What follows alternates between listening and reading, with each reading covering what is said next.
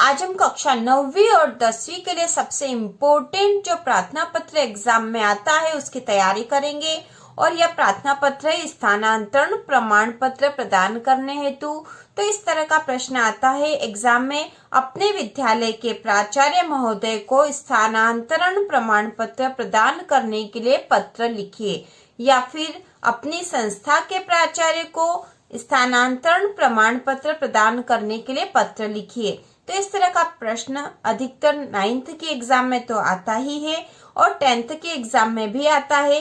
तो इस तरह का प्रार्थना पत्र हमें लिखना आना चाहिए। और इसी तरह की और वीडियो देखने के लिए, एग्जाम की तैयारी के लिए, महत्वपूर्ण प्रश्नों के लिए चैनल को सब्सक्राइब कीजिए। तो सबसे पहले बच्चों हम दिनांक लिख देंगे, प्रार्थना पत्र में ऊपर दिनांक लिख देंगे, फिर लिखेंगे प्रति, ठीक है। प्रति के बाद लिखेंगे श्रीमान प्राचार्य महोदय, क्योंकि हमें ये प्रार्थना पत्र प्राचार्य को लिखना है, ठीक है, प्राचार्य को लिखना है।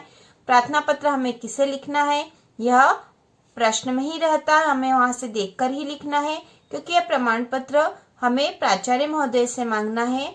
तो यह हमें प्रार्थना पत्र प्राचार्य के नाम से लिखना है, श्रीमान प्राचार्य महोदय।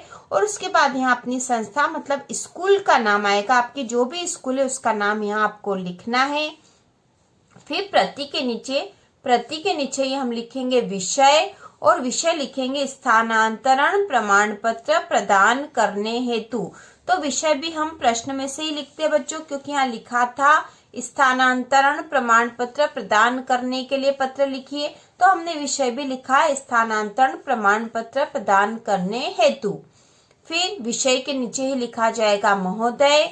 उपरोक्त विषय में महोदय के बाद लिखा जाएगा बच्चों, उपरोक्त विषय में नम्र निवेदन है कि मैं आपकी संस्था के कक्षा, आपकी जो भी कक्षा है वो यहाँ लिखना है 9वीं या 10वीं का छात्र हूँ। मेरे पिताजी का स्थानांतरण, जहाँ भी आप यहाँ लिख सकते हो भोपाल, ठीक है, मेरे पिताजी का स्थानांतरण भोपाल से इंदौर हो गया है। तो यहाँ पे वो जगह आएगी, आप जिस नगर या शहर में रहते हो वो यहाँ आपको लिखना है, जिस नगर या शहर में रहते हो उसका नाम आपको यहाँ लिखना है।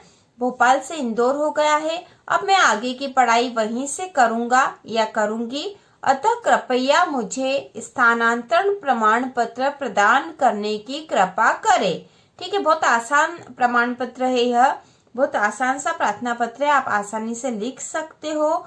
और यहाँ लिखना आपको धन्यवाद, और नीचे आएगा बच्चों आपका आज्ञाकारी छात्र या आपकी आज्ञाकारी छात्रा, यहाँ पर अपना नाम आएगा और कक्षा आएगी। यदि हम वास्तव में स्थानांतरण प्रमाण पत्र के लिए प्रार्थना पत्र लिख रहे हैं, लेकिन एग्जाम में बच्चों अपना नाम नहीं लिखा जाता प्रार्थना पत्र में, इसलिए आप यहाँ अपना रोल नंबर लिखोगे और यहाँ लिख दोगे अपनी कक्षा। ठीक है, तो इस प्रकार ये बहुत आसान सा प्रार्थना पत्र है, आप आसानी से लिख सकते हो। तो ये बात यहाँ ध्यान रखना है कि हमें किसके नाम से लिखना है, प्रश्न में से ही देखकर लिखना है। तो प्रति, यहाँ पर प्रार्थना पत्र जो है प्राचार्य के नाम से लिखना था, तो हमने लिखा श्रीमान प्राचार्य महोदय, और अपनी संस्था या स्कूल का नाम लिखना है यहाँ पर।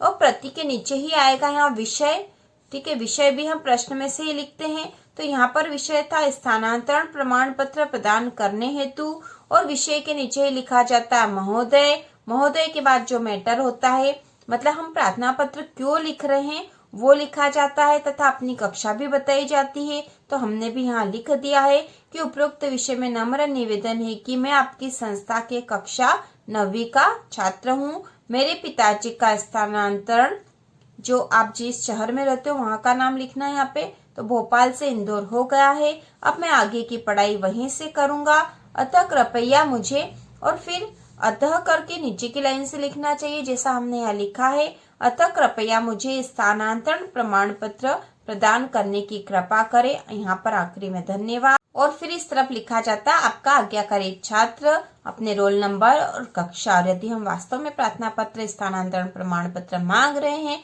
तो अपना खुद का नाम आएगा। तो इस प्रकार ये बहुत आसान और इम्पोर्टेंट एग्जाम के मान से बहुत इम्पोर्टेंट प्रार्थना पत्र बच्चों, इसे आपको जरूर से याद कर लेना चाहिए।